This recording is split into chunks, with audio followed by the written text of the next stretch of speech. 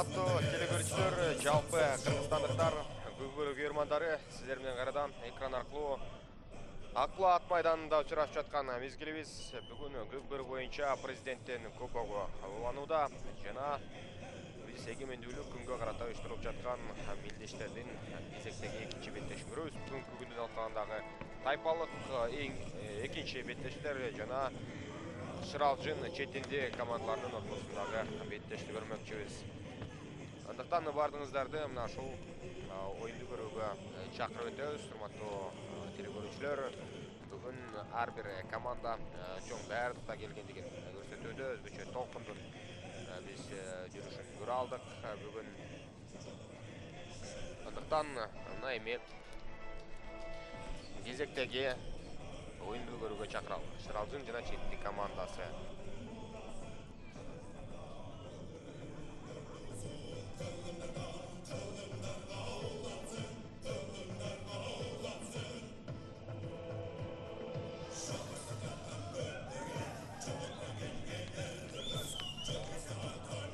Демек, биз тараптардын курамын тааныштыруу менен бул беттешти баштабасак туура болчудай. Четинди командасынын курамы төмөндөгүчө. Биринчи катар саны менен Мирлан Сыраждинов валюта аргамагы менен ойнойт. Мирлан Сыраждинов, эсиңиздерге сала кетебиз, көчмөндөр оюндарында Америка Кошмо Штаттарынан келген көкбөрүчүлөрдү машыктырат. Бул албетте кошумча маалыматтардын бири. Азыркы учурда четинди командасынын курамында оюн жүргүзүп жаткан учур. Экинчи катар саны менен Айбек Айкенов, Идальго аргамагы менен жүрөт. Үчүнчү Илимбек Алмасханов, Доллар, төртүнчү Бактияр Ташкеев, Шпион, бешинчи Кантай Идрисов, Малой, алтынчы Коткелди Райымбек уулу, Сары аргамагы менен жетинчи Нургазы Русланбек уулу, Рамас, сегизинчи Азамат Батырбеков, Орус, 9-чу Бекмурат Садыров, Каракуш атын менен жүрөт. 10-чу Калысбек Кыдыков, Кашка, 11-чи Санжар Идрисов, Карагер жана 12-чи Бучкакбек уулу Асыл Мырза Элбрус аргамагы менен жүргөн оюнчу. Алардын атаандаштары Шыралжын командасынын курамын тааныштырабыз. Эгер четинди командасы Чүй облусунан болгон болсо, Шыралжын командасы Таластын Бакай Ата районунун командасы, бирок жалпы облустан чогулган оюнчулар экендигин белгилей кетели. Биринчи катар саны менен Бузу Самудинов оюн жүргүзөт. Аргамактарынын ушул аттары жазылган эмес. Экинчи Алтынбек Кожокулов, үчүнчү Тынчтык Кабылбеков, төртүнчү Алмаз Манов, бешинчи Котманбек уулу Осмон, алтынчы Талант уулу Адлет, жетинчи Исаков Айбек, сегизинчи Адыл уулу Бакыт, тогузунчу Жаңгырчы уулу Мырзат, 10-чу Бауырбеков Дастан, 11-чи Бекзат уулу Надырбек жана ошондой эле 12-чи Эсен уулу Өмүрбек. Ал эми машыктыруучусу Жолдошев Чаткал экендигин белгилей кетмекчибиз. Азыр эми оюн башталды. Биринчи таймдын 2-чи минутасы соңуна чыгып барууда. Азыр эми тараптардын кийинки аракетине чогуу көңүл бурабыз. Эки тараптан бирден оюнчу борбордук бөлүккө кирип келген жана азыр чийиндин чегинен сыртка чыккандыгын көрө алдык. Шыралжын командасы илип кетүүгө аз калды. Эки команданын мына ушул деңгээли болжол менен бирдей экендигин айтып өтсөк болот. Командалар жана кимиси жеңе тургандыгын азыр алдын ала айтуу дагы өтө эле кыйын. Б тайпасынын алкагындагы чечүүчү үчүнчү эң акыркы беттеш жана буга чейинки бул тайпадагы Сокулук командасын эки тараптын жеңип алгандыгын эске ала турган болсок, анда Сокулуктун тайпадан чыгууга мүмкүнчүлүгү кече күнү эле жокко чыккан. Алгач алар четиндиге 4-1 эсебинде жеңилди жана андан соң Шыралжынга 4-5 эсебинде бир гана улак айырмачылыгы менен жеңилип калган. Эми 26 августта ушул эки команда бири-бирине каршы ойнойт. Жарым финалдык бөлүккө чыгуу мүмкүнчүлүк же болбосо суроосу аягына чейин сакталгандыгы бул кызык, өзгөчө бир кызыктуулукту бул беттешке кошот. Ошондуктан улам эки команданын кимиси қандай даярдықта келгендігін, қандай маңайда келгендігін біз 3 бөлікке созылған 20 мүнөттүктөрдө көрмөкчүбүз.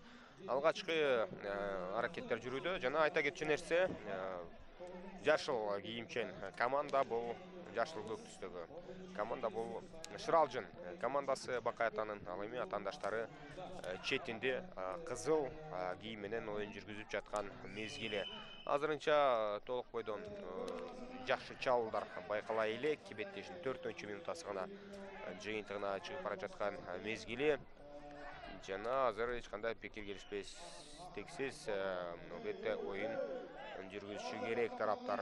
Эми эң башкысы албетте ынтымак, эң башкысы спорттук бири-бирин сыйлоо. Ошондуктан улам кандайдыр бир конфликтке баруунун эч кандай кажети жок. 5-мүнөттө жүрүп барууда. Бул албетте мүнөттөрдү санагандыгыбыз биз өзгөчө көрүшмөздөгү күчтүү оюндарды командалар тараптан күтүүдөбүз. Жана бүгүнкү беттеште биздин конокто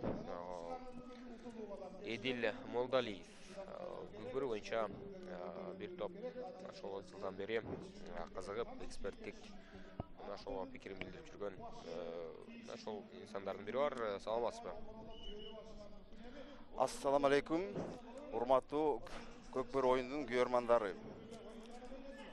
Мына президенттин байгесиндеги көкбөрүдөн мелдеш 3-күн өтүп атат. Өзүңөр көрүп атасыңар, оюндар аябай кызык болуп атат. Жаш командалар катышып атат. Жаш чабуулчулар, жакшы коргоочулар, ортого чыккан көкбөрчүлөр чыгып атат, жакшы аргымактар чыгып атат. Айтып кетерим, акыркы бир ыр менен аш тойлордо, майрамда салт кайланган өткөрүү. Бүгүн бизде шаан шөкөт. Бүгүн бизде көкбөрү.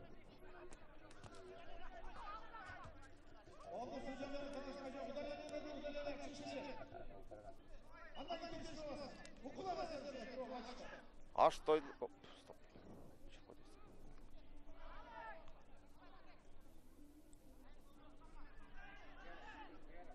Демек, азыр эми оюнду улантып көрөбүз. Андан кийин албетте жалпы маалыматка дагы убакыт бермекчибиз. Жана азыр ошол борбордук айлампанын тегерегинде оюнланып жаткан мезгили жана Шыралжын оюнчулары өздөрүнүн карамагына учурда убакыт алууга жетише алды. Аутты көздө жөнөп кеткендигин биз көрө алдык. Темир калганы дээрлик ушундай сындырып өтүүгө дагы даяр оюнчулар байкасаңыздар. Жана мындай жерден эми жеке менен уланат көрүнүш. Жеке менен уланмакчы. Бирге бир чыккан оюнчуларды тааныштырып өтөбүз. Шыралжын командасынан учурда Айбек Исаков борбордук бөлүктө, анын атаандашы Бекмурат Садыров Карагуш менен борбордук бөлүктө иш алып барып жаткан мезгили. Демек, мына эми биринчи болуп эң алгы аракетин четинди оюнчусу көрдү, бирок байкасаңыздар толук ишке ашыра алган жок ал аракетин. Жана мындай жерден улантууга мүмкүнчүлүктү четинди оюнчусу алууда. Бекмурат Садыров Карагуш менен оюн жүрүп жаткан кезде 96-жылы төрөлгөн оюнчу экендигин белгилей кетебиз. Жаш оюнчулар бул турнирде жетиштүү, андыктан чындыгында жаш оюнчулардын өсүп келе жаткандыгын биз бул беттештин мисалында дагы көрсөк болот.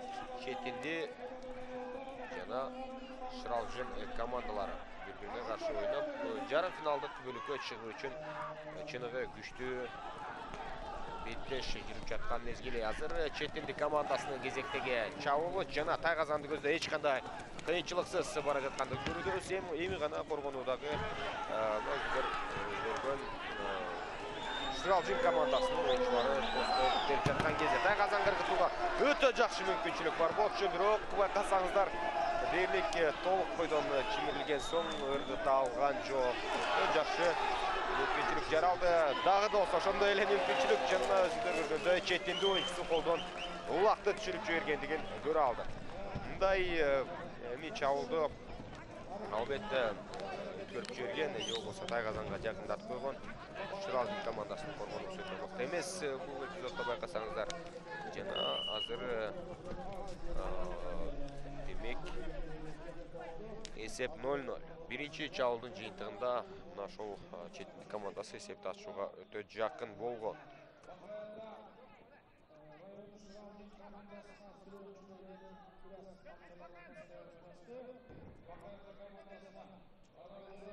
Тоғызынчы минутта жыйынтыгына чыгып барууда.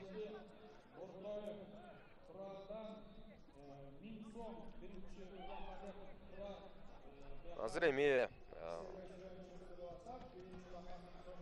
жеке менен жеке күрөшүү орун алат. Андан кийин гана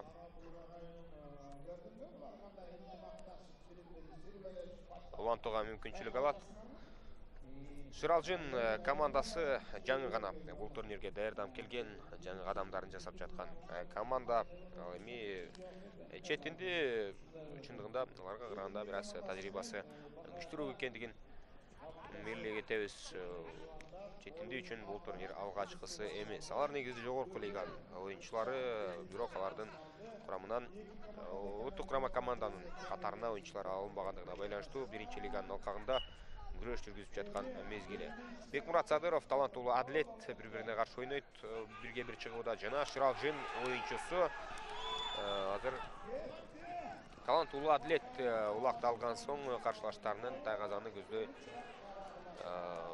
бет алып көрөт. Жана мындай жерден чындыгында артты карай кайрылып, кайрадан өздөрүнүн чабуулун жаңылоого жетише алган жок Шыралжын оюнчулары. Демек, кайрадан эле өздөрүнүн Тайгазанына жакын жерден бул улак жайгаштырылып, бирге бир көрүнүшү орун алат. Жана эки тараптан бирден оюнчу кайрадан айланпа ичине кирген. Бул жолку ошондо Мырзат Жамгырчы уулу Шыралжын командасынан. Алардын атаандашы Азамат Батырбеков Орус менен борборундук бөлүктө ат салышкан. Жок, четиндиден учурда Бекмурат Садыров албетте. Ал эми Шыралжынын Адыл уулу Бакыт оюн жүргүзүп жаткан мезгил. 11-чи минутта жыйынтыгына чыгып барууда. Жарым финалдык үчүн болгон беттеш, андыктан өтө жакшы мүмкүнчүлүк бар экендигин белгилей кетели. Бул командада эки командада тең. Буга чейинки оюндарын жеңип алган соң жакшы үмүт менен бул мелдешке келип отурган мезгили.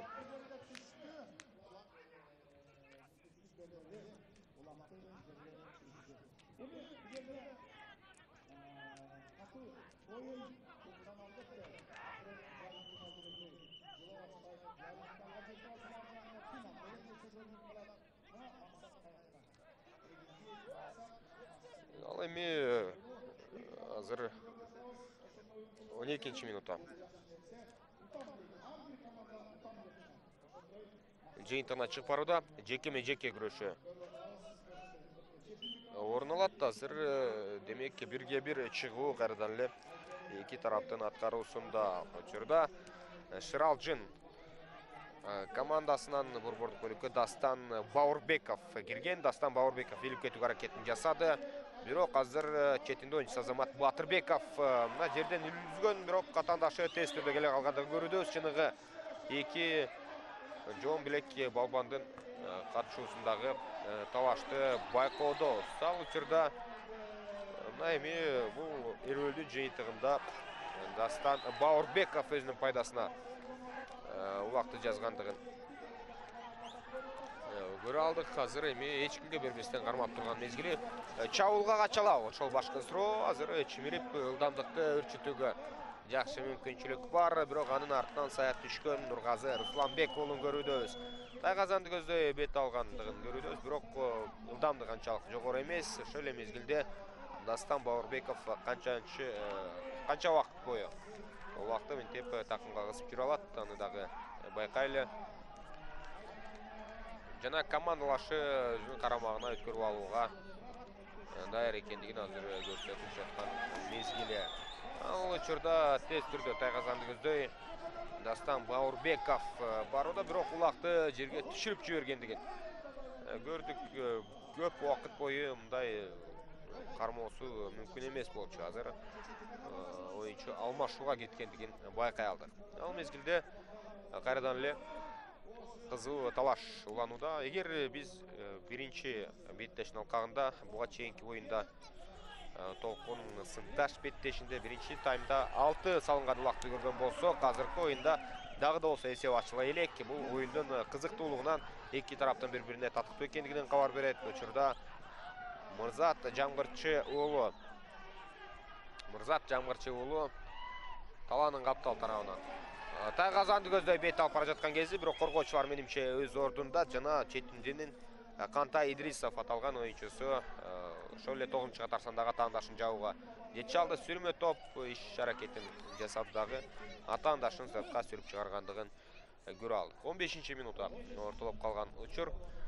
Жана дагы да болсо 5 мүнөттөй убакыт бар биринчи таймдын жыйынтыгына чейин. Андыктан командалар өзгөчө бир татыктуу, нервүүлдүү таймашты бизге көрсөтүп жаткан мезгили. Жекеме-жеке күрөшүү орун алат жана Мирлан Сраждинов кирип бардыбы? Нургазы Русланбек уулу азыр чогуу байкайбыз бул эпизоддо четиндик командасынан Айбек Айкенов жана атаандаштарынан Айбек Исаков экендигин байкоодобуз. Жана жекеме-жекеде кайсы бир күчтүү команданы бөлүп кароо мүмкүн эмес. Азыркы беттештерде бирде четинделип кетсе, бирде Шыралжын шийинден сырткары чыгарып, күрөш өзгөчө жогорку деңгээлде уланып жаткан кезде, мындай беттештеги жеңүүчүнү менимче болгону бир аз артыкчылык упай чечиши ыктымал. Шыралжын Сокулукту 4-5 эсебинде жеңген. Ал эки команда деле болжол менен бирдей деңгээлдеги командалардан. Азыркы оюнда эми четинде тажрыйбасы көбүрөөк, бирок ага карабастан азыр эсеп 0-0 эсебинде сакталып турган учур. Шыралжын деле өздөрүнүн таанбай жакшы Тайгазанга жакындап барган чабуулун уюштура элек, аны белгилей кетишибиз керек. Ал эми четинде эсепти ачууга бул таймдын башында мүмкүнчүлүк болгон, аны болгону аткара алган жок. Тайгазандын тегерегинде жакын келип аракетин жасады, бирок ыргытууга эмнегедир күчү жеткен жок четинде оюнчусунун. Ошого байланыштуу эсеп дагы да болсо 0-0 түрүндө сакталып турган мезгили. Ал учурда эми айлампанын тегерегинде оюн жүрөт жана ылдый эңкейип четинде оюнчусу Калысбек Кыдыков иңип алууга аракетин жасаган, аны соңунан чыккан жок жана азыр калыс ышкырыгын жаңыртууда. Демек эреже бузууну каттадыбы кайсы бир оюнчу мына арттан келип сүздүргөндүгүн көрө алдык, бирок эми тоогорой мамиледеги эч кандай эреже бузуу жок. Азыр андан ары тараптар өздөрүнүн мына эми жүрүштөрүн улантууга мүмкүнчүлүк алат. Четиндин оюнчулары өтө жаш оюнчулар арасында бар, тажрыйбалуулары бар. 96-жылы төрөлгөн Азамат Батырбеков оюн жүргүзөт, ошол эле Бекмурат Садыров жаш оюнчулардын катарында. Андан тышкары Элимбек Алмасханов долларды минип жүргөн оюнчу, ал дагы жаш оюнчулардын бири экендигин белгилей кетебиз. Ошол эле мезгилде мына Шыралжын командасынан дээрлик мынчалык жаш оюнчулар жок экендигин белгилей кетели. Ал учурда четиндин кезектеги чабуулу жана Тайгазанды көздөй барууда, бирок эки атаандашы эки жагынан кысымга алган өзүңүздөр көргөндөй. Ошондуктан улам мүмкүнчүлүк пайда болгону менен аны аягына чейин Мирлан Сраждинов чыгара алган жок жана улакты дуалга жакын жерде оюнчулар жерге чүргөндүгүн көрүүбүз. Эки оюнчу бири-бирине каршы аракетин улайт. Бул эпизоддо четиндиден Азамат Батырбеков, андан тышкары Шыралжындан учурда Дастан Бауырбеков сыяктуу оюнчу өзүнүн аракетин көрүүдө. Биринчи таймдын бүтөрүнө болгон 2 мүнөт бар, дагы да болсо эсеп ачыла элек жана 18 мүнөттөн бери тараптар болжол менен айтканда ушул талаанын борбордук бөлүгүндө аракетин улап, жекеме-жектелерде күч сынашып жаткан кезде бири-бирине жол бербей өзгөчө татыктуу тиреште жалпы кыргызстандыктарга тартуулап жаткан мезгили. Учурда 19-мүнөт ортолоп калды.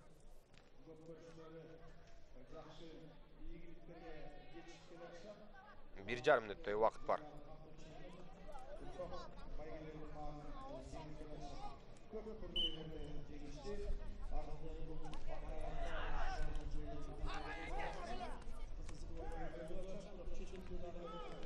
Бирге бир. Чыгуу Айбек Айкенов экранда четинди командасынан. Жана анын атаандашы Шыралжындан Талант уулу Адилет чыккандыгын белгилей кетели. Эки аргымак бири-бирине каршы татыктуу күрөш көрсөтүүдө. 20 минутта ортолоп калгандыгын белгилей кетебиз. Алтынбек Кожокулов жана атаандашы Адилет Талант уулу бири-бирине каршы күрөшүн улантып жаткан мезгили. 20 минутта жыйынтыгына жакындап бара жаткан мезгили. Жана эң акыркы чабуулдардын бири, бирок четинди ал тараптуу көздөй чабуулга барбайт. Азыр өздөрүнүн тайгазанын айланып, андан кийин чыгууга аракет көрүп жаткан Сымал Санжар Идрисов кара гер менен кайрадан күлүк аты менен азыр чабуулга жөнөдү. Бирден оюнчу атаандаштарын жабалабы. Чогуу байкайлы өзгөчө тез ылдамдыктагы чабуул жана тайгазанга ыргытууга жакшы мүмкүнчүлүк жаралды дагы. Алгачкы улакты четинди оюнчулары тайгазанга ыргытууда. Санжар Идрисов кара гер менен кандай чоң ылдамдыкты көрсөткөндүгүбүздү көрө алдык. Жана эң акыркы ошол секундаларда салынды.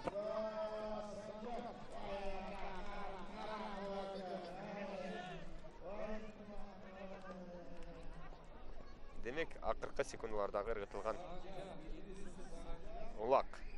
Эми экинчи таймды күтөбүз, эсеп 1-0.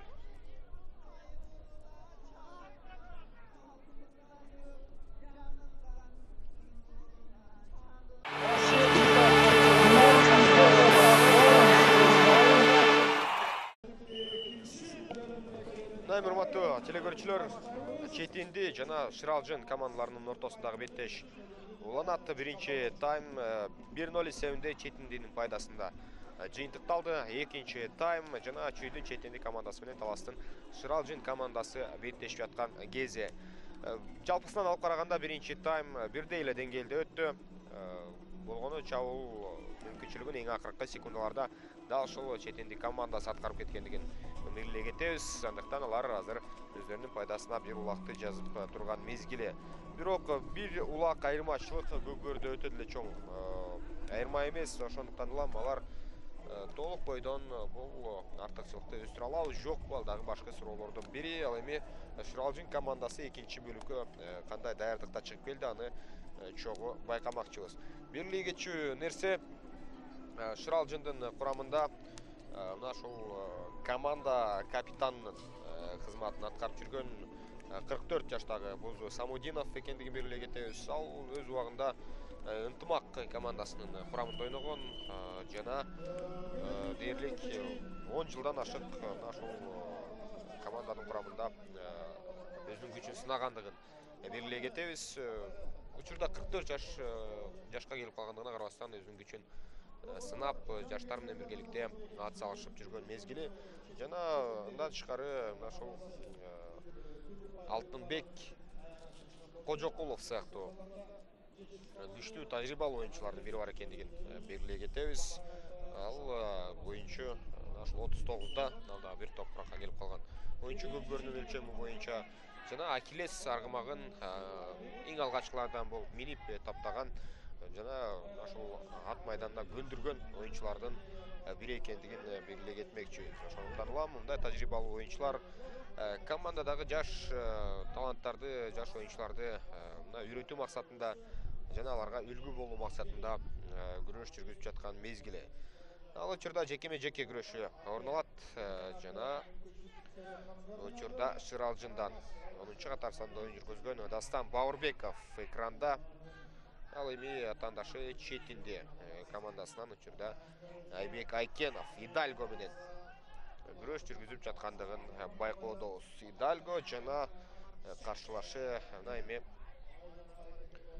Баурбековдун аргымагы канчалык деңгээлде күрөш жүргүзүп жаткандыгын байкасаңыздар, азыр бири-бирине татыктуу аттардан көрүнөт. Жекеме-жекеде эле бир тараптуу мына ушундай бир ийгиликтүү учурлар байкалбайт. Бирде Шыралжын, бирде четинде улак тейлип мына ушундай татыктуу оюн жүргүзүп жаткан мезгили. Шыралжындан биз Тынчтык Кабылбековду белгилесек болот. Тынчтык Кабылбеков дагы мына ушул күчтүү оюнчулардын бири, ынтымак командасында буга чейин 10 жылдай ойноп келген. Ошол Бузурманкул, ынтымак жана Алтынбек сыяктуу оюнчулар команданы түптөөчү, аларга үлгү болчу оюнчулардын катарында экендигин белгилей кетели. Аргымактардан айта кетсек, Кара Сур жана Томпой Тору сыяктуу күчтүү оюнчулары бар. Ал эми четиндик командасы легендарлуу буга чейинки Бүрлүү командасынын улантуучулары десек болот. Ал учурда жекеме-жекеде мына эми байкасаңыздар Алтынбек Кожокулов эң эле тажрыйбалуу күчтүү оюнчулардын бири, атаандашы 11-чи катар сандагы Санжар Идрисовго каршы ойноду жана бул эпизоддо жеңүүчү болуп азыр четинде оюнчулары чыккандыгын байкоодобуз. Четиндик командасы азыр кезектеги чабуулга аракетин жасайт жана Тайгазанга жетип келген соң ыргытууга мүмкүнчүлүк алат, бирок байкасаңыздар коргонууга тез түрдө Шыралжын оюнчулары жетип келип, кандайдыр бир атаандаштардын жолун туроого үлгүргөн мезгили. Каршы чабуулга качууга жакшы абал бар атаандаштарында. Андыктан азыр эми азыркы жүрүштөрүн чогуу байкайлы. Бул эки команда жарым финалга чыгуу үчүн оюн жүргүзүүдө. Кимиси ута турган болсо, ошол команда жарым финалга чыгат. Анткени буга чейин эки тарап тең сокулукту жеңип алды. Сокулук турнирден четтеп калгандыгын белгилей кетебиз эки турдун жыйынтыгы боюнча. Андыктан Шыралжын четиндик командалары мыктысын аныктоо үчүн азыр ат майданда ат салышууда. Ал учурда жерге түшкөн убакты эң бал боюнча кезек-кезеги менен чеберчиликтерин көрсөтүүдө тараптар, бирок эң алган бир дагы оюнчу азырынча жок жана мындай татаал тиреште мына ушул жеңишке болгон каалоосу күчөп, каны кайнап турган ошол аргымактар оюнчулардын аракети бизге даана байкалып турган учуру. Жана азыр жекеме-жеке орун алат. Көпкө чейин эң албагандыгына байланыштуу калыс мына ушул бирге бир чыгуучу чекитке убакты кайтарып келгендигин байкоодобуз жана кезектеги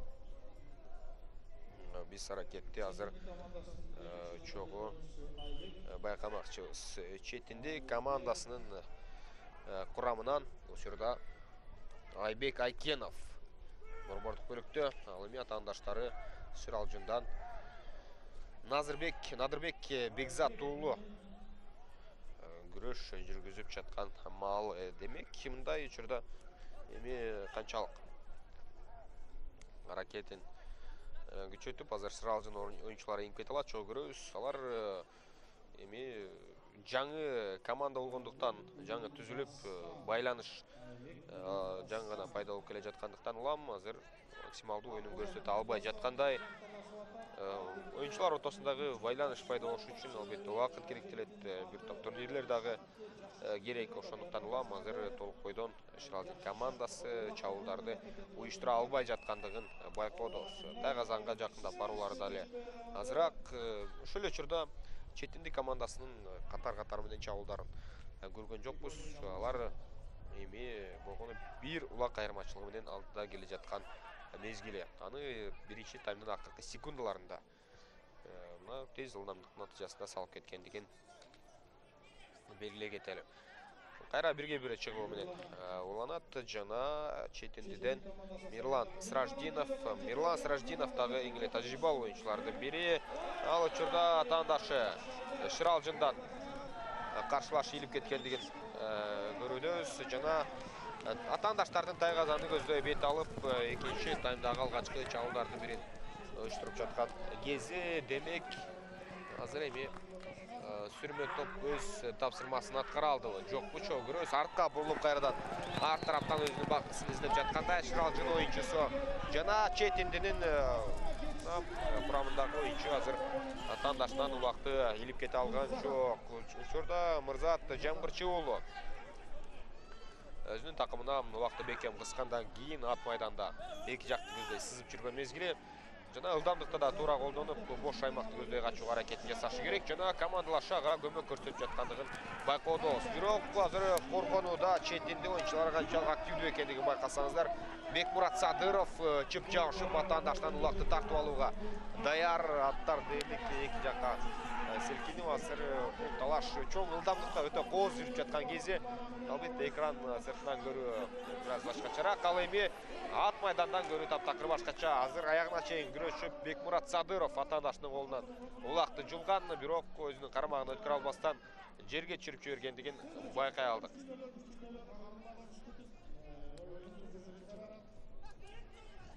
Азыр эми кийинки чабуулдарга аракеттен жүрөт. Оюн эми гана кызыгына кирип баштагандай. Канчалык минималдуу эсеп мына ушул оюндун аягына чейин сактала турган болсо, ошончолук мына аракет да күчөйт тараптардын. Ошондуктан улам мына убакыт өткөн сайын оюн болгону кызыктуу түрдө тез ылдамдыкта жүрө баштагандыгын байкоодобуз. Жөн гана жерде жаткан улакка ушул бир ордунда туруп талашуу таптакыр башка, ал эми ылдамдык менен бара жатып бири-биринен тартып алууга жүргүзүлгөн аракеттер башка экендигин буга чейинки мисалдан чабуулдан байкай алдык. Азыр мына эми бири-бирине жол бербей аттар менен бири-бирин ырдырып таптакыр эңип алган оюнчуга тоскоолдук жаратып бирдей оюнду тараптар жүргүзүп жаткан мезгили.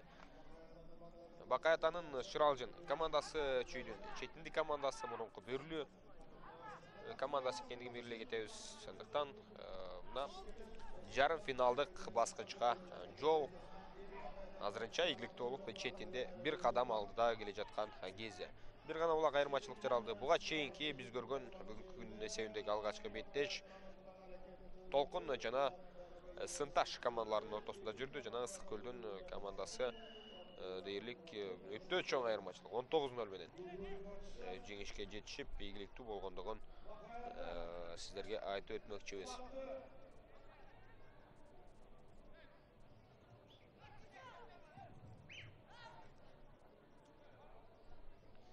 Жеке-жеке көрүнүшү орун алат. Азыр четинди оюнчулары бирке-бир чыгуучу чекитке улакты алып келип жайгаштырууга даяр.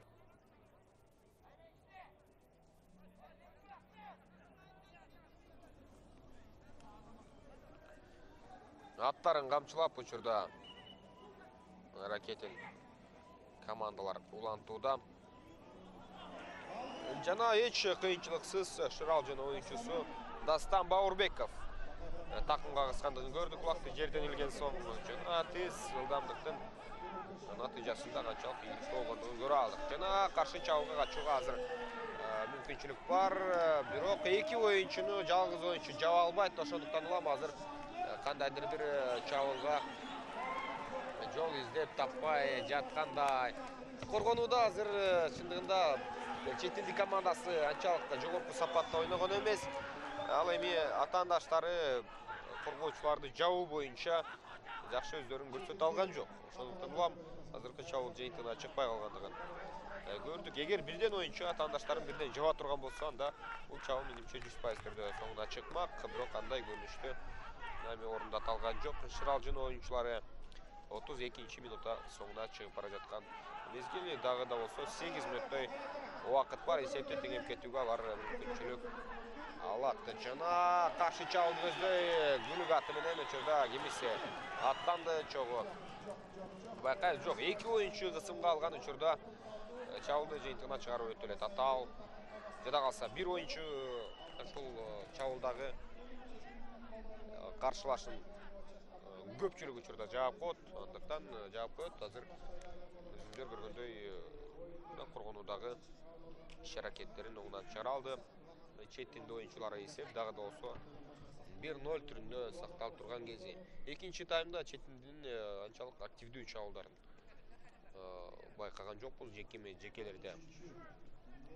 Ойыншы Шыралжын еліп кетуді, бірақ алардағы өздерінің Чабылына ей болғанымен Тайқазанға ырғыта албай жатқан мезгілі. Жалпысынан алып қарағанда бірдей деңгейдегі ойын жүруді болғаны жиынты қазір есеп Четтендің пайдасында жана өз тақымына тез түрді.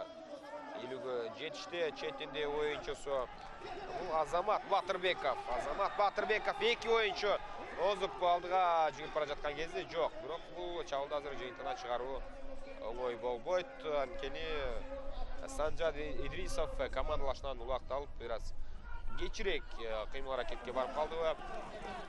Азыр өздөрүнүн Тайқазанына жетип барууга тактап айтсак жетпестен ошол таланын жарымынан баргандыгын көрдүк. Жана Тайқазанга ыргытууга жакшы мүмкүнчүлүк жаралган, бирок эң акыркы аракети менен бул эпизоддо Алтынбек Кожокулов, тажрыйбалуу оюнчулардын бири, 39 жаштагы оюнчу, өз учурунда Ахиллести минген оюнчулардын бири азыр коргонууда жакшы ойнай алды. Жана Четтенди оюнчулары дагы да болсо улак менен канчалык убакытка чейин азыр такымга кысып жүрө алат. Жана бул Чабылды жыйынтыгына чыгара алабы жок болчу көрөбүз. Бир топ өзүнүн командалаштарынан азыр алыстап кеткендигин көрөбүз. Экрандагы улак менен жүргөн Нургазы Русланбек уулу өзүнүн Тайқазанын айланбай турган болсо, азыр атаандашынан качып кутула ала турган эмес. Байкасаңыздар,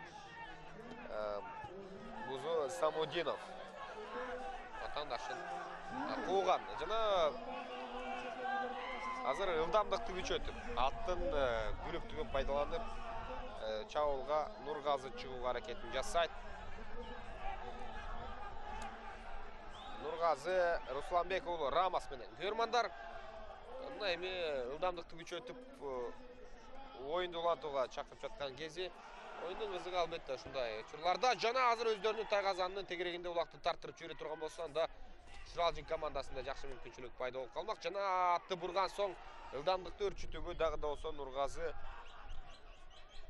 жол издеп таппай жаткан мезгили. Русланбек уулу Нургазы. Азыр байкасаңыздар, мына эми атаандаштарынын Тайқазанды көздөй жетип келе алган жок. Балким көбүрөөк күтүп койду Шыралжын оюнчуларын. Ошого байланыштуу мына бир эмес эки оюнчу жетип келип кысымга алууга үлгүргөн. Анын натыйжасында өзүңүздөр көргөндөй эсеп дагы да болсо 1-0 түрүндө сакталып турган мезгили.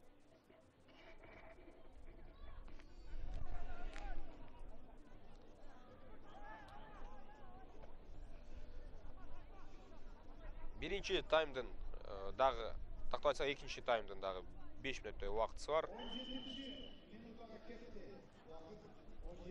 Ошондуктан улам акыркы мүнөттөрүн алкагында Шыралжын аракетин жасап Чабылга чыгуу мүмкүнчүлүгүнө менимче болот. Анткени азыр Четтендинин Тайқазанына жакын жерде жекеме жеке көрүнүшү орун алат. Эгерде атаандаштардын Тайқазанына жакын жердеги айып аянттын тегерекченин ичинде улакты биринчи болуп кирсе, анда тез Чабылды улантууга мүмкүнчүлүк жаралат. Бирок дайыма эмес. Андыктан көбүрөөк кандайдыр бир кыймыл аракеттер дайым стандарттык түрдө жүрбөй тургандыгы бизге маалым. Азыр тараптардан бирден оюнчу айланбай ичине кирди. Четтендиден Бекмурат Садыров, ал эми атаандаштарынан Дастан Баурбеков. Жок, Бекмурат Садыров эмес, учурда Азамат Батырбеков күрөшүп жаткан мезгили.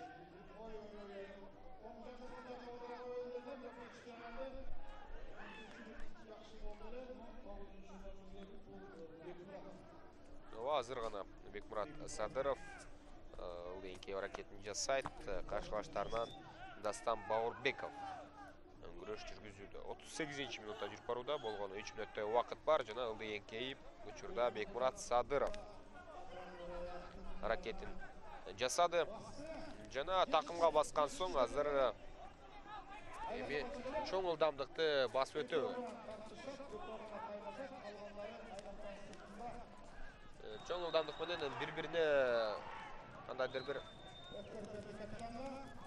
жол түзүп берүү максатында азыр оюн жүргүзгөн. Жана Мирлан Сраждиновго өткөрүп берген соң байкасаңыздар чабуул жыйынтыгына чыга элек. Жана Шыралжын командасынан кайсы бир оюнчу жерге эрден шыпырылып түшкөндүгүн көрдүк. Менимче бул Алмаз Манов. Жок, ал Бузу Самудинов жерде. Жана азыр тарадан эрге минүү аракетин көрөт. Анын ордуна бир оюнчу кирип келгендигин көрө алганбыз. Кайрадан алмашуу уланат. Жана бир оюнчу экинчи оюнчуга ордун бошотуп, мына ушундай команда өздөрүнүн чабуулун жаңыртуу аракетин көрөт. Бирок бул экинчи таймда чабуулдар азыраак болду. Ага карабастан эми оюн өтө кызыктуу азырынча болгону бир улак.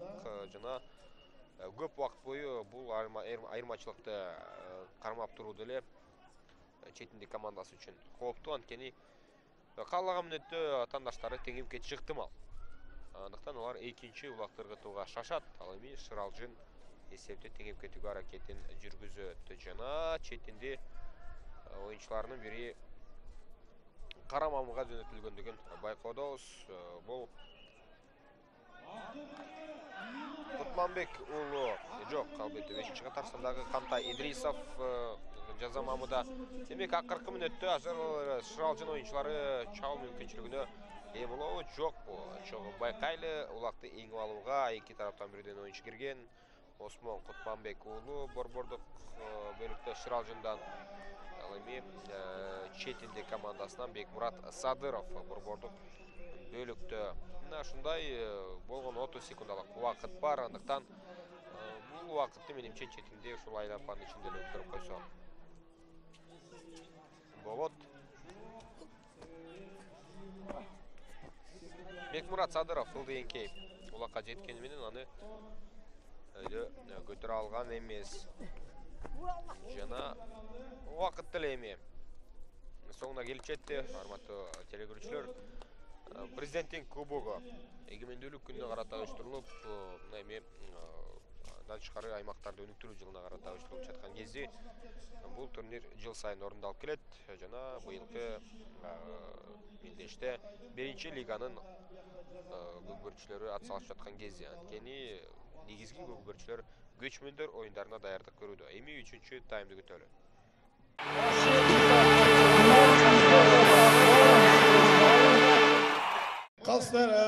Калстар чечимге келишти.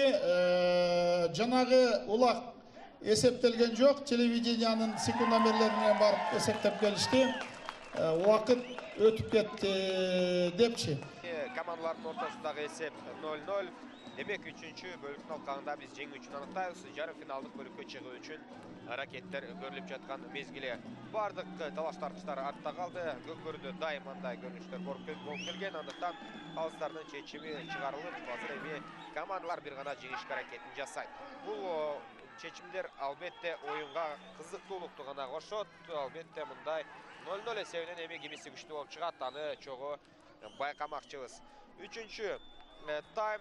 3-чү таймдын алкагында эми байкасаңыздар азыр Шыралжын командасы атаандаштарынын тайгазанына жакын жерде иш алып барып жаткан мезгили. Эки оюнчу бири-бирине каршы талашка түшкөн.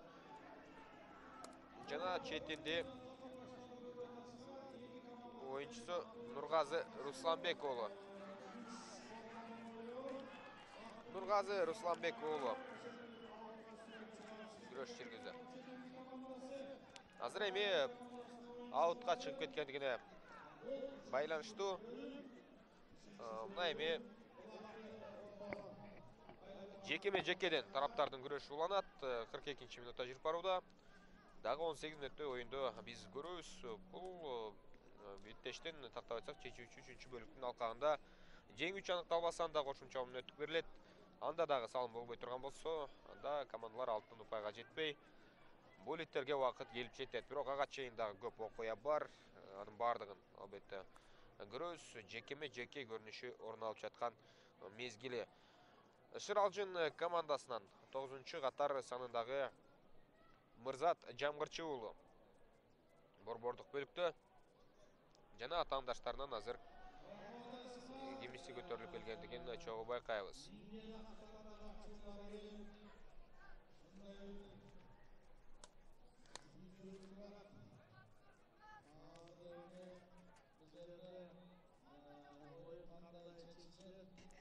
Азыр эми жекеден күрөштү көрөбүз жана Четинди командасынын оюнчусу Азамат Батырбеков борбордук бөлүктө күрөш жүргүзүп жаткан мезгили, ага каршылашы буга чейин биз атап өткөн Мурзат аракетин көрүп жаткан мезгили. Эки тараптын азыр бири дагы эң алуу аракетин жүргүзүп аягына чейин илип кете элек жана эки команданын 9-катар санындагы оюнчулары бири-бирине каршы ойноп жаткандыгын байкоодобуз. Азыр Мырзат аргымагы менен атаандашын мичеттетүүгө аракетин жасайт, бирок бирге-бир чыккан аттар бири-бирине татыктуу.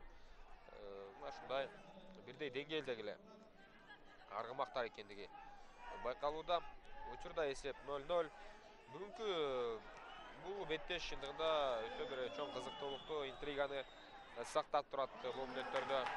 Шыралжын оюнчусу Мырзат Жамгырчы уулу тайгазандыгы жакындап келди, бирок ыргытууга азыр мүмкүнчүлүк жок.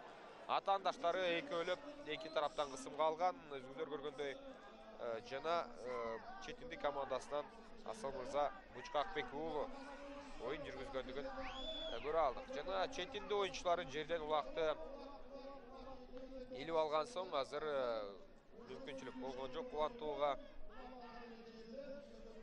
Дагы да болсо улак жерде кармалып турган мезгили жана эңип алууга канчалык аракеттер жүргүзүлбөсүн кайсы бир команданын чабуулу баштала элек. Жана азыр Шыралжын оюнчусу жерден эңип алган соң такымга баса элек. Азыр эки тарап өзгөчө чоң ылдамдыкта талашып жаткан кезде бул улакты өзүңүздөр көргөндөй жана жыйынтыгында кемиси ийгиликтүү болуп чыкты. Чогуу көрөбүз. Учурда өзүңүздөр көргөндөй Дастан Бауырбеков атаандаштарынын тайгазанына бет алды.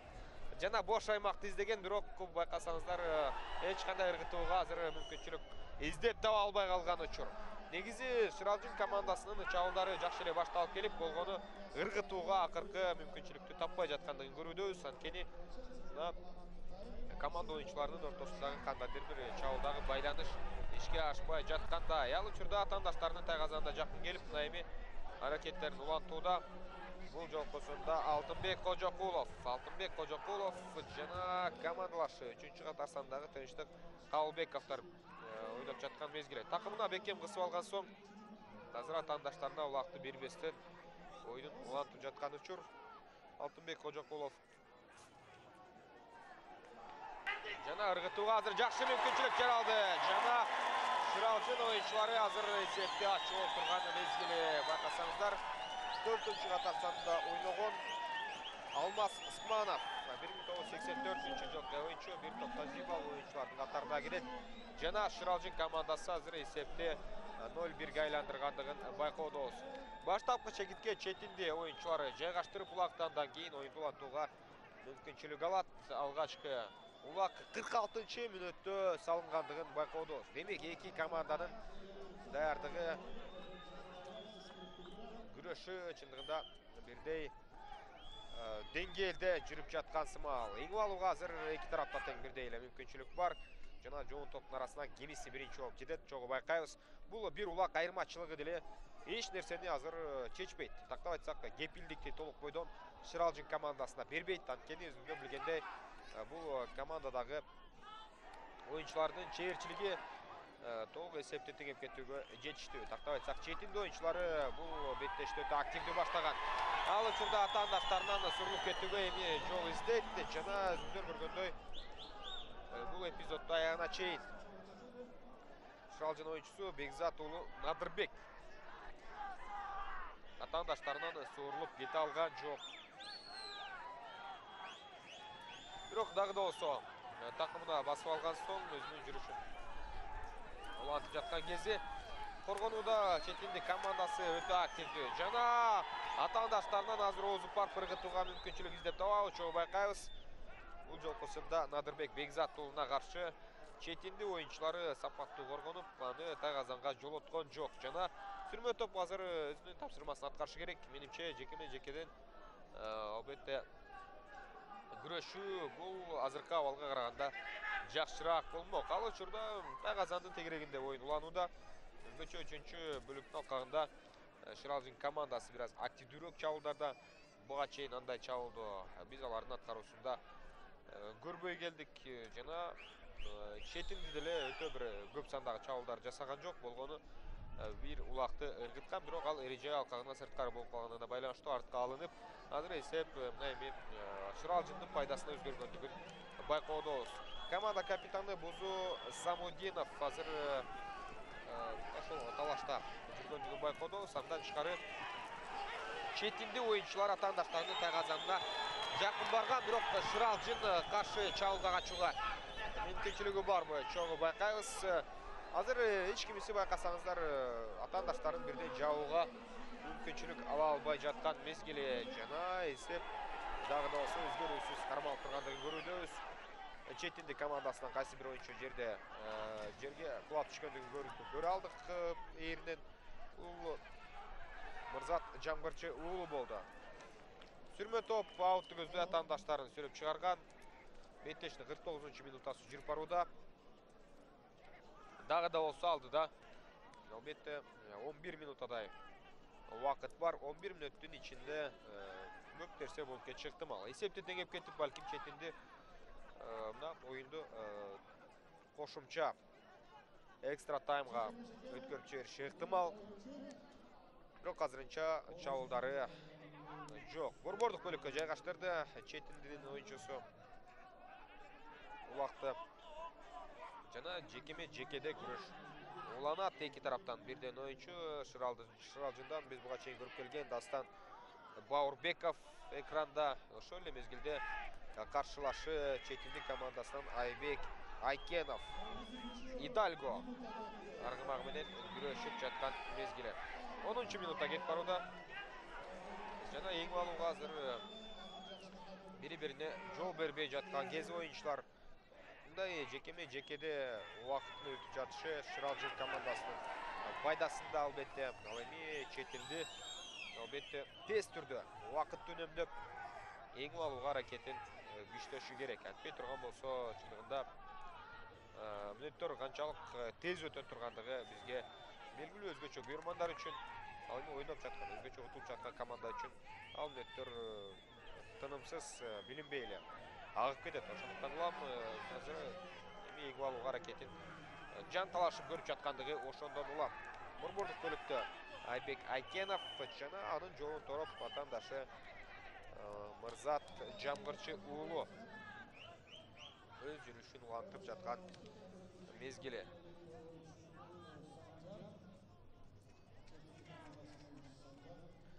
Айлампанын так ортосуна жайгаштырылган соң азыр оюн уланат. Жеке бир топ убакытты жейт. Ошондуктан улам азыр чейиндин сыртына улакты алып чыгууга эң биринчи кезекте четинди командасы күчүн жумшаш керек. Урушта туруш жок албетте, күтүүнүн эч кандай кажети жок. Бирок аргымактардын күчтүүлүгү боюнча азыркы учурда Шыралжын активдүү болгону жана байкасаңыздар аз жерден четинди оюнчусу ийилүүгө жетиши кое жаздады байкасаңыздар. Дагы да болсо аракетин улап жаткан кези улактын шырагынан бекем кармаган соң чейинден сырткары чыгарып азыр командаларга эми мүмкүнчүлүк түзүп берген учуру. Четинди оюнчусу бул эпизоддо байкасаңыздар каршылаштарынын тайгазанды көздөй бет алды. Бирок жалгыз гана ага азырынча көмөктөшкөн эч кимиси жок.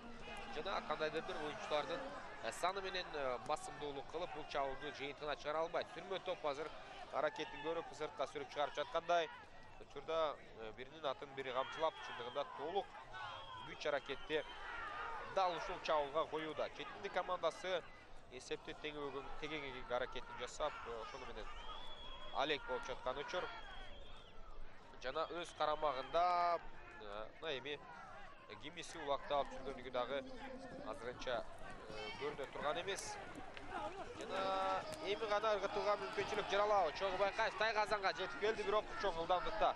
Мындай убакыт ыргытууга мүмкүнчүлүк жок. Нургазы Русланбек уулу өздөрүнүн Тайгазанды көздөй бара жаткан кези, бул албетте коргоочулардан бошонуу аракет экендигин баардыгыбыз жакшы билебиз. Бирден оюнчунун атаандаштары жаап жаткан учур, жана жалгыз оюнчу бошонуп кеткен соң бул жерден ыргытууга таптакыр мүмкүнчүлүк берген жок. Экинчи катар санындагы Шыралжын командасынын оюнчусу Алтынбек Кожокулов коргонууда сапатты ойноду. Жалгыз эгерде Четиндинин жалгыз оюнчусу Алтынбек Кожокуловду жаба турган болсо, анда албетте Четинди бул улакты сала алмак. Жана көп убакыт бою өз карамагында улакты кармап жүрүүдө эле оңой эмес. Экрандагы биз көрүп жаткан Нургазы Русланбек уулу улакты жерге таштап жибергендигин көрүүбүз. 53-чү минутта ортосунан өтүп калды. Демек дагы болсо 7,5 мүнөттөй убакыт бар.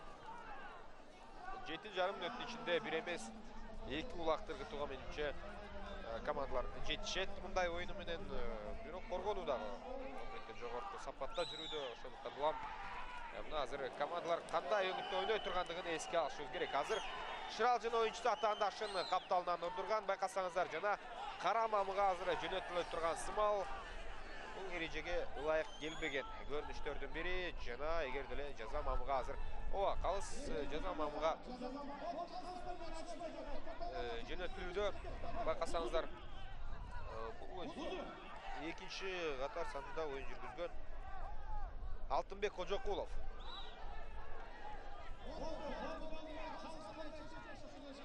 Алтынбек Кожокулов мына эми жаза мамыга жөнөтүлдү. Демек Четиндик командасында азыр эсепти теңеп кетүүгө жакшы мүмкүнчүлүк болот. Жок, бул албетте Тынчтык Кабылбеков. Жаза мамыда 2 мүнөткө демек Четинди дал ушул мүмкүнчүлүктөн пайдалана алабы, жокпу, аны чогуу көрөбүз. Жана бул жол менен 56-чы мүнөткө чейин албетте көпчүлүктө ойнойт. Четинди эсепти теңеп кетүүгө жакшы мүмкүнчүлүк жаралууда. Бирок Шыралжын оюнчулары эми борбордук бөлүктө дал ушул жекеме-жекеде убакытты чөйө турган болсо, анда атаандаштары эсепти теңеп кетүү мүмкүнчүлүгүнөн куру кол калышы дагы ыктымал. Азыр жекеме-жекеде эки тараптын мыктылары атсалышып жаткан учур. 55-чи минутта жүрүп барууда. Болгону 6 минута бар. Жана Четиндиден учурда Азамат Батырбеков атсалышып жаткан мезгил борбордук бөлүктө. Жана Шыралжын командасынын тажрыйбалуу оюнчуларынын бири борбордук бөлүктө аракетин көрсөтүп жаткан мезгили. Ал Дастан Баурбеков буга чейин Мырзат Жамгырчы уулу азыр өзүнүн аргымагы менен атаандашына жол бербестен оюн жүргүзүп жаткан мезгили. Мындай жерден эми эгер Четинди оюнчусу атаандаштын илип кетүүсүн күтө турган болсо, ал таптакыр эле илүүгө барбайт, аракетке барбайт. Ошондуктан өзү мындай аракетке барууга аргасыз болууда. Ал эми аргымактардын күчү боюнча азыр Жамгырчы уулу Мырзаттын аргымагы бир аз күчтүүрөөк кылып борбордук бөлүктө атаандашын четтетип жаткан кези. Ошондуктан улам эгип алууга таптакыр аракет көрүлбөй жаткан мезгили. Демек 1 мүнөт убакыт болгондугуна байланыштуу алмашууга кетти. Тактап айтсак, мына ушул жекеме-жекедеги оюнчулар алмаштырылгандыгын байкоодо учурда Бакайата Шыралжын командасынан 7-чи катар сандагы Айбек Исаков эңип кеткен жана өзүнүн такымына кысууга аракетин көрүп, андан ары жол издеп жаткан мезгили учурда. Шыралжын командасы каршылаштарынын Тайгазанын оозуна келе алды, бирок айланчыктап кандайдыр бир ыргытууга мүмкүнчүлүк тапкан жок. Бир аз арт тарапка барып, андан кийин кайтып келген соң ыргытууга мүмкүнчүлүк алабы. Чогуу байкайбыз, Алтынбек Кожокулов экранда. Алтынбек Кожокулов өз учурунда ынтымакта ойногон оюнчулардын бири. Азыр мына такымына кысып, балким мындай аракеттер менен албетте Шыралжын өз пайдасында улакты алып жүргөндүгү убакыт жагынан дагы аларга өзүнүн таасирин берет. Бузу Самудинов 44 жаштагы оюнчу экранда. Жана ал аутты көздөй менимче чыгып кетти, бирок чейинге чейин ташталды. Улак аян алкагында жана эки тараптан тең оюнчулар четтеп кеткендерин көрүүдөбүз. Жана ийгип алууга азырынча командалар жол издеп таппай жаткан мезгили. Ал учурда болгону 3 минута бар беттештин бүтөрүнө.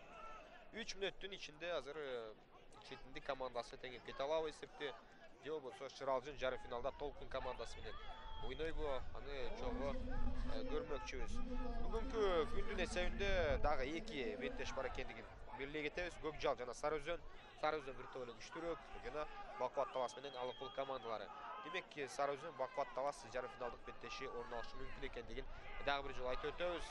Жана ал оюнда дагы өтө кызыктуу кирештер орун алат. Ал учурда эми Шыралжын командасынын тайгазанын жанында эч кандай окуя өткөн жок. Ошол замат ылдамдык менен Шыралжын оюнчулары каршы чабуулга качып бара жаткан мезгил. Бул эпизоддо эми 6-чы катар санда ойногон атлет Талант уулу тайгазанга жакын келе алды, бирок кыргытууга мүмкүнчүлүк жок. Атаандаштар коргонууда өтө активдүү. Бүгүн байкасаңыздар Шыралжындын оюнчулары атаандаштарынын тайгазанына жакын келгени менен команда бири-бирине жардам бере албай, атаандаштардын жолун торой албай жаткан мезгили. Ал эми бул акыркы бөлүктө четиндик командасы деле өздөрүнүн чабуулдарын ишке ашырып же ийгиликтүү баштай албай жаткандыгын байкоодобуз. Болгону бир улак же болбосо аз упай артыкчылыгы бул беттештин тагдырын чечип коюшу мүмкүн экендигин биз беттештин алдында айтып өткөнбүз. Ошол эле көрүнүш орун алып жаткандай. Болгону 1,5 минуттадай убакыт бар жана тайгазандын түбүнөн азыр улак талашка түшө турган учуру жана бул четиндик командасынын тайгазаны оозунда болуп жаткан окуя. Азыр чып жабышып четинди оюнчуларынын бири Ерлан Сраждинов көчмөндөр оюндарында Америка Кошмо Штаттарынын корамасы машкыра турган көкбөрүчү азыр өзүңдөр көргөндөй күрөш жүргүзүп жаткан учуру. Жана сүрмө топ азыр байкасаңыздар аутты көздөй командалар бардыгы жөнөп кеткен учур. Туп-туура 1 минутта убакыт бар. 1 мүнөттүн алкагында азыр эми эсепти теңеп кете албай турган болсо Шыралжын командасы жарым финалга озуп кетет жана Толкун менен ойноого мүмкүнчүлүк алат. Азыр жекеме-жеке болуп жаткандыгы кайсы бир деңгээлде дагы ушул көк кийимчен команданын пайдасында десек болчудай. Анткени алар буга чейин дагы бул позицияда убакытты созо алышты жана бул дагы кайсы бир деңгээлде оюндун тактикасы экендиги белгилүү.